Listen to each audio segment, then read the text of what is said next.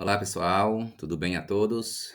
Bom, vou apresentar um pouco a vocês um trabalho, né, feito pela um curso que eu participei, né, que é as Áfricas e suas diáspora pela Universidade Federal de São Paulo. Eu me chamo Igor Andrade e o meu orientador para a construção desse TCC, desse artigo, que foi em formato de artigo, né, foi orientado pelo professor Anderson Rodrigo Silva Pinheiro. E o trabalho ele traz o seguinte como temática, né? Jaré em Lençóis, Bahia, caracterização religiosa, resistência e ancestralidade afro-indígena na perspectiva de Sena e Panaja. Então a gente vai fazer, se vocês puderem conhecer um pouquinho, né, sobre as características dessa manifestação religiosa que tem praticamente na Chapada Diamantina, né? Ela nasce na Chapada Diamantina e muitos ainda não conhecem. É um sincretismo, né? É uma mistura de religiões que nós chamamos lá na cidade de Lençóis como Jaré. Então eu vou trazer um pouquinho desse conhecimento para vocês, né? E quem sabe assim poder contribuir para o conhecimento da nossa história afro. E aí, o curso, né, vou apresentar um pouquinho do curso, faz parte a doutora Fabiana, o doutor Gilberto, né, a professora doutora Paula Colei e também a professora doutora Raine, né, são os responsáveis, né, pela universidade, que também faz parte, né, desse curso, então, se por bem apresentá-los também. E aí falar um pouquinho da introdução, né? Um pouco sobre o Jaré, né? O Jaré é uma manifestação religiosa afro-brasileira, né? Presente na Chapada Diamantina, exclusivamente da Chapada Diamantina, né? E especialmente dentro de Lençóis. Para quem não conhece, Lençóis é uma cidade pequena com 10.700 habitantes e tem uma história muito rica, né? Lá por volta de 1845 começa o povoamento de Lençóis e conta-se, né, através de seus escritos, de muitos pesquisadores, que foi fundada através de garimpeiros, né? Por ser Chapada Diamantina, por ter muito diamante, então a exploração de minérios foi muito forte. Então, com a chegada de garimpeiros, muitos deles ainda escravizados, né? Donos, filhos de... donos não era...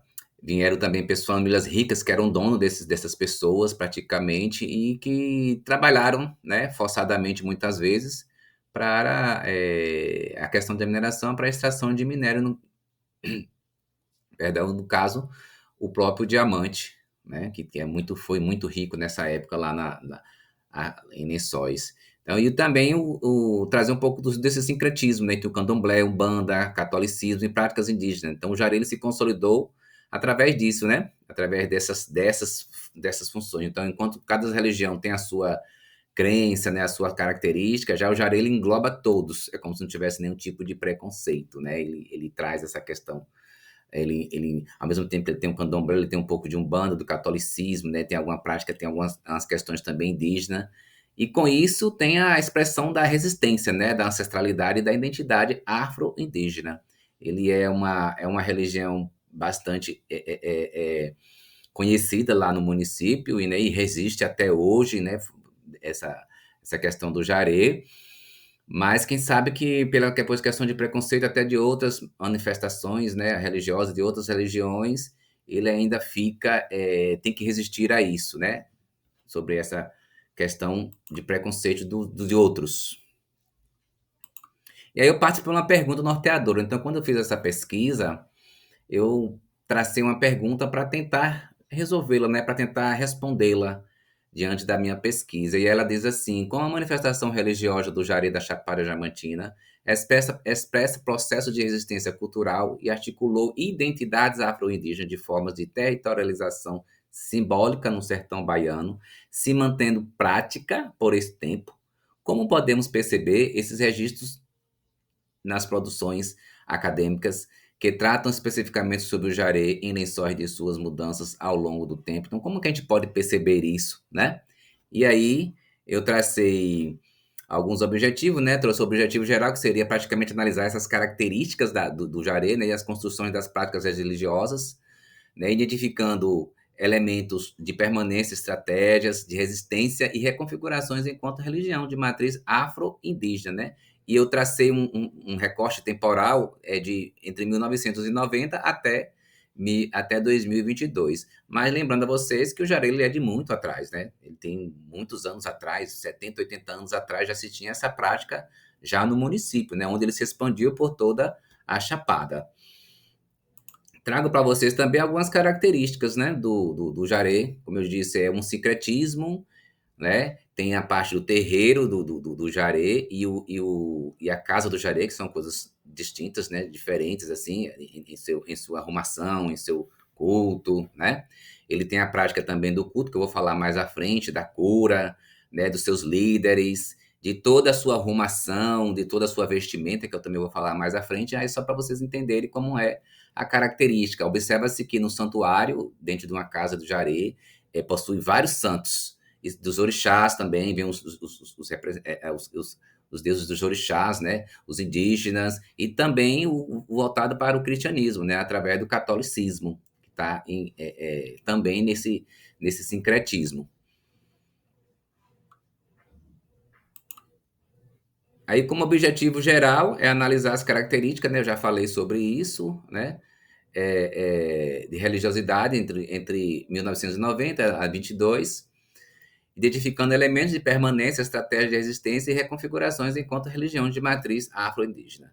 Tracei também alguns objetivos específicos, que é investigar o papel social e simbólico do jaré em Lençóis, compreender o sincretismo também religioso na formação do jaré, analisar as contribuições teóricas, né, de Ronaldo Sena e Gabriel. Existem vários pesquisadores, várias pessoas que publicaram livros, né, tem obras que falam sobre o jaré de Lençóis, mas eu trouxe esses dois, digamos assim, esses dois antropólogos, eles são antropólogos, né, que fizeram um belíssimo trabalho. Primeiro, Ronaldo Sena, ele morou em Lençóis por um bom tempo, né, ele ainda é vivo. Ele fez seu doutorado lá na década de 80, se não me falha a memória, e fez várias pesquisas. Com isso, ele publicou várias obras, e dentre elas um livro que eu vou estar também especificando mais à frente, quando eu me aprofundei a minha análise, juntamente com o de Gabriel Banage, que também é antropólogo. Ele viveu 2 anos de Lençóis, ele não é lá de Lençóis, ele mora no Rio de Janeiro, acredito, né, até hoje. E a pesquisa dele é na Universidade Federal do Rio de Janeiro também, então ele também fez seu doutorado, ele publicou vários artigos, ele fez algumas publicações voltadas para o jaré e outras ações lá do município, da região, né, do território da Chapada Diamantina. Então eu trouxe eles porque eles é mais consistente, tem mais propriedade do trabalho, né, e achei interessante estar analisando esses dois trabalhos desses dois autores. E refletir sobre o jaré, né, como prática de resistência e identidade cultural. Então são alguns objetivos que eu tracei. A fundamentação teórica, eu já falei praticamente, né, traz esses dois autores, né, Ronaldo Sena, que interpreta o jaré como candomblé, de caboclo, né, ele traz essa questão, enfatizando o sincretismo e a resistência cultural. Então, ele enfatiza muito essa mistura de religiões, né, e a questão resistência mesmo cultural, o qual permanece até hoje. O Banaja, ele compreende o jaré como uma religião autônoma, né, que tem sua autonomia relacionada ao afro e o indígena, ligada à territorialização simbólica e à ancestralidade. Ele traz mais para a questão dos africanos e também dos indígenas. Já Ronaldo ele faz um apanhado muito maior. Conexões com a espiritualidade, oralidade, resistência e pertencimento. Então, praticamente a fundamentação teórica é baseada nesses dois autores, né, como eu já havia falado. A metodologia adotada foi a análise dessas obras, que eu também já falei, né? É de natureza qualitativa, exploratória e interpretativa. O método foi revisão bibliográfica das obras, né, e também artigos sobre o jaré. A análise comparativa entre um e o outro, né? Eu comparei algumas escritas de um com o do outro, o pensamento, o que é que um pensa, né, sobre o jaré, o que é que o outro também pensa sobre suas origens, por exemplo, suas características, suas mudanças, né? E inclusão de vivências também. Eu também sou da cidade de Lençóis, eu sou nascido lá, né? Eu vivi praticamente toda a minha vida e ainda vivo lá em Lençóis. E assim, eu particularmente vi, né? Convivi, participei de várias ações voltadas para o jaré, né? Na prática mesmo, como funciona, quais são as características, os rituais, né? Tudo voltado para o Jari lá em Lençóis. Então eu também tenho uma certa conhecimento por causa da prática de estar, de conviver com aquilo, né? Com o Jari, em muitas ações. Alguns pontos principais de estudo, né? O Jari como religião sincrética, né? Entre o candomblé, umbanda, catolicismo, influências indígenas, a importância dos rituais de cura, cantiga, transe espiritual e sacrifícios rituais, né? Tudo isso, todos são alguns pontos principais que eu estou destacando, né? São muitas coisas, a gente tem que estar pontuando, né? Aí tem um papel também da oralidade, da transmissão intergeracional, né? Tem a casa de Ogum, que é das Águas Claras, que se chama assim, né? Que é um terreiro do candomblé, do jaré, né? Como símbolo de continuidade cultural, permanece até hoje dentro do espaço rural que pertence a Lençóis, né? Que é na cidade, que é na comunidade de Capivara, que tem lá seu primeiro líder, né, que produziu, né, praticamente, que trouxe, que praticou, né, e é considerado até hoje um dos grandes líderes, se não o pioneiro, digamos assim, do Jaré, que é o chamado Pelo de Laura, né? Eu vou falar um pouco dele mais à frente também. E daí temos também de tão interessante que é o Jaré, que se tornou uma lei, né? Hoje nós temos na cidade de Lençóis o Dia do Jaré, é comemorado esse dia, que é 16 de abril. Então, algumas características da vestimenta, né? Geralmente as vestimentas têm, eles usam saias rodadas, panos na cabeça, roupas longas, né? E essas cores também, muitas delas, inclusive as filhas de santo, que eles falam assim, é destinada aos orixás, né? As características referentes aos orixás. Observa-se que tem cores fortes, como amarelo, vermelho, verde. E isso faz parte desse ritual voltado para os orixás também, né? Do candomblé e tem um significado, não é colocado à toa, né, essas cores, né? O canto também faz parte, né? A questão usadas para invocar caboclos e orixás, eles cantam para, né? São transmitidas oralmente, muitas surgem durante até o momento ali do ritual da dança para trazer os espíritos. Os espíritos passam para eles falam isso e cantam, né? As palavras vêm, a letra vem e eles cantam em forma no meio da roda com os tambores para transmitir essa questão, né? Da questão do trânsito, a questão da espiritualidade. As letras são maravilhosas também, assim, se for para analisá-las. A cura, né? Tem a cura também, que é o uso do transe, cantos e sacrifícios. Tem esses rituais votados para a cura, né? Espiritual. Existe dentro do jaré, dentro do candomblé chama pai de santo, né? Eu acredito que seja assim. E dentro do jaré é curador. Então eles fazem todo esse processo também de cura de uma pessoa que esteja espiritualmente ruim, né? Esteja passando por momentos difíceis. Então eles fazem esse processo dessa libertação através de um ritual específico deles mesmo. Temos também a característica a liderança espiritual, como eu já havia falado lá na frente, teve o Pedro de Laura e ele teve também seus descendentes, né? Teve outras pessoas que permaneceram, muitas delas já morreram também, né? Agora, algumas mulheres também, elas fazem parte, tentam dar continuidade a isso. O próprio filho de Pedro de Laura, que é chamado Sandoval, ele tenta permanecer essa cultura viva, né? Essa cultura desses ancestrais, essa cultura que é expressada através da religião de matriz africana. Tem também a questão do culto, né? Realizado em terreiros, casas e espaços rurais, como eu já falei, lá na Capivara é um dos. Os espaços são decorados com panos coloridos, rituais, como já mostrei também, né? Muitos terreiros foram empurrados para as zonas rurais, a questão muito do preconceito, dessa resistência mesmo, né? Das pessoas não aceitarem, na verdade, muitas delas, inclusive outras religiões de não aceitarem, né? De ver como algo ruim, como algo mal, dessa forma acabam expulsando. Então, se permanece mais hoje na parte rural, mas ainda encontra as casas, encontra os locais com essa prática ainda dentro da própria cidade de Lençóis.